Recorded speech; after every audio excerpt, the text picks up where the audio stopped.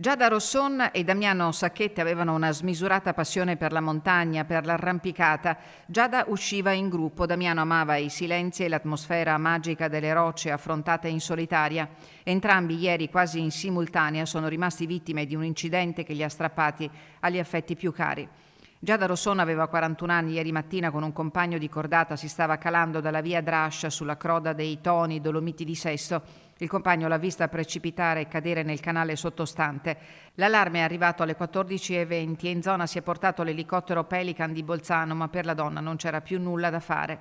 La salma è stata recuperata dal personale del soccorso alpino di Auronzo e della Guardia di Finanza, accompagnata a valle e affidata al carro funebre.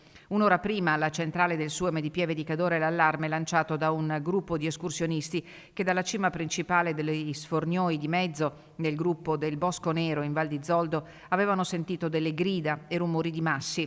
L'eliambulanza ha individuato il corpo esanime di Damiano Sacchetti, 31 anni, all'interno di un canale fra due opposte pareti di roccia. La salma è stata recuperata con Verricello per essere trasferita a valle. Al momento della caduta, precisa il soccorso alpino, il 31enne doveva trovarsi in cima o in fase di discesa dalla normale. La notizia della duplice tragedia in montagna ha fatto rapidamente il giro della provincia. Giada Rosson, agordina di origine, risiedeva a Sedico e lavorava come impiegata alla Luxottica.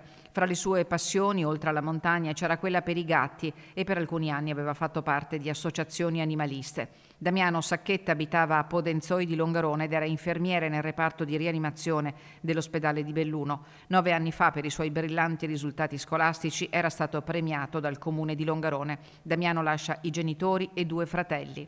2 comunità in lutto, quella agordina e quella longaronese, su cui domenica pomeriggio è calato il silenzio.